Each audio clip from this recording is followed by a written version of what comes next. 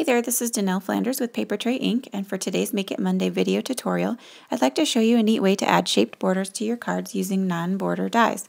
Of course, border dies would work too. However, I think it's always fun to be able to use your dies in ways that you might not think you can use them. During the last monthly release, I made a card with this same technique with the Life is Beautiful stamps and dies, the cute butterflies. But for today's card, I've chosen to work with the Apple Prints, dies, and stamps along with the Teach and Inspire stamp set. So here I have the Apple Prints dies, and let's get started with our card. First I have a rustic white A2 size piece of cardstock, and I've placed the Apple Prints dies onto the paper. I'm going to adhere these down with a post-it note so they don't move around on me while I'm die cutting. I place these on the die cutting plate horizontally, and I'm going to place the top cutting plate only where I want it to cut. Make sure the top plate is aligned with the edge of the paper so you get a nice straight line on the card front.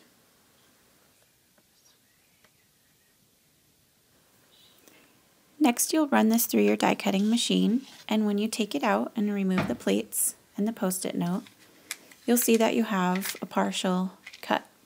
Only half of the apples have been cut out. Now we need to trim away this excess paper on the edge so we can have our shaped border. You can use a paper trimmer or scissors if you'd like. Using a trimmer will give you a nice straight cut. Just trim away the little extra pieces. Don't cut the apples off, of course. And with the trimmer might not be able to get certain places on your excess paper, so I just used some scissors to trim the rest.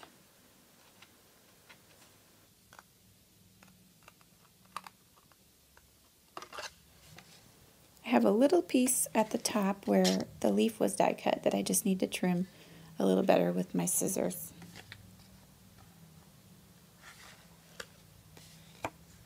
There, now we have a shaped border for the front of our card. Next, I'm going to stamp the apples with the Apple Print stamp set, and I'm using the large apple with the words on it. I'll be stamping it in Spring Moss ink. And on my original card, you might have noticed that the apple with the words on it was on top and the sentiment was on the bottom. But for this card, I think I'm going to try the red and green apple on the bottom and put my sentiment on the top of the card. So I'm just inking it up. And just line it up with the die cut.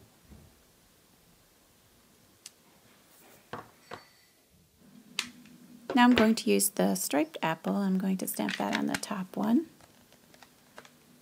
And any larger die cuts work really well for this technique. And if you have a coordinating stamp set, I just love how you can stamp it and it just looks seamless. So go ahead and stamp that one. Next, I'm going to use Sweet Blush ink and stamp the center of the top apple.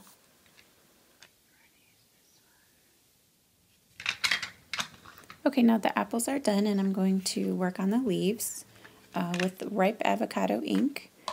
I'm going to stamp the top apple with the stem, and you can see that the top one has a little bit of the stem that was die cut, so I'm going to match that up with the die cut on the edge there. The bottom apple doesn't have a stem, so I use the Apple Prints dies to cut a stem, and I'll use Ripe Avocado ink on that one as well. Next, I'm going to use the smaller flowery apple, and I've die cut an extra piece. I'm going to be layering this on top of the apple with the words on it. I'm going to stamp this in Pure Poppy ink. And now we have 4 different colors going on the card, and I just love how the layers all add so much interest. So this little apple will get layered over top.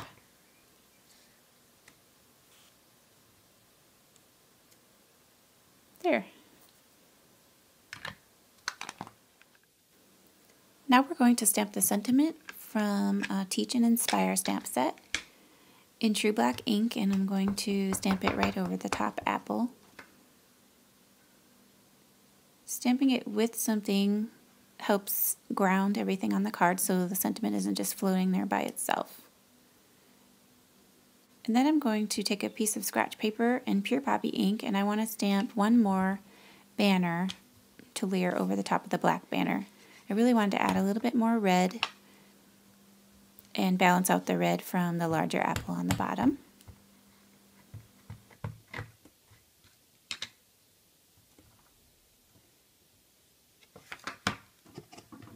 So I'm just going to go ahead and trim out the banner piece from the sentiment. And I love adding two different colors to the sentiment. I think it really adds a lot of interest to the card.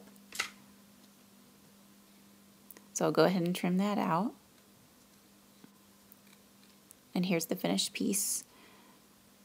And as you can see, it's just going to get layered right over the top of the other banner. So I've gone ahead and adhered those pieces to my card. And next I have some gems that I just had in my stash for a few years. These are by Jenny Bolin. I was looking for something red and I wanted to add just a little tiny bit of red to this apple. Of course you could use buttons or a little red felt flower, whatever you have. Next I have some seam binding, and I'm just going to wrap a little piece of this around the center of my card. I love seam binding. It's so soft and forgiving, and it just ties really easy. And then if you get it wet, you can crinkle it up and make it look really cute.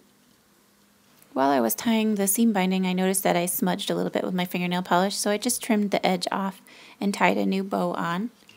Now I have a little cup of water, and I'm going to show you how you can dip your fingers in the water and just crinkle it up.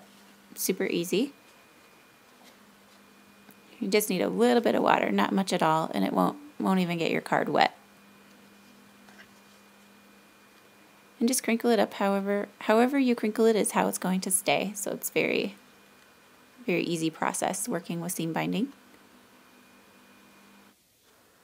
Next I have an A2 size Classic Craft card base, and I just want to trim a little bit off the bottom here. I feel like there's a little bit too much white on the bottom. Then I'll take my Classic Craft card base, and I'm just going to eyeball it. I think I want to trim a little bit off the right so the apples will be closer to the edge and hang over the edge a little bit. So I just eyeball it, trim it with my trimmer.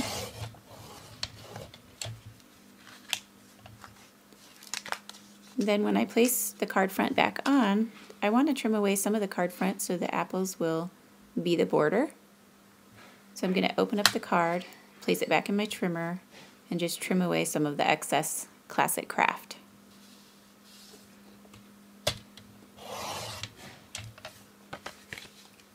Now you'll see that the card front is a little bit shorter than the back, and that's going to allow the apples to hang over. So I've gone ahead and adhered the card front, and I think I'm going to take a corner rounder and just snip those two corners on the Classic Craft, just so it blends more with the roundness of the apples.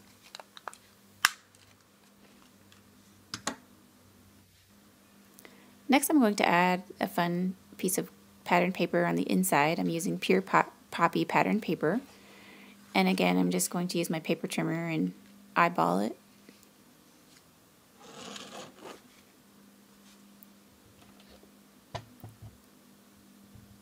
I just line up the card with the paper where I want it and just trim. I'm not much of a measurer, as you can tell.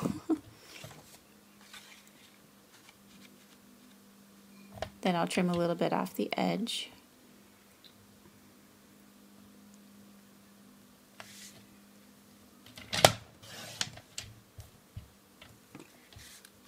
And then I'll go ahead and round those two corners as well.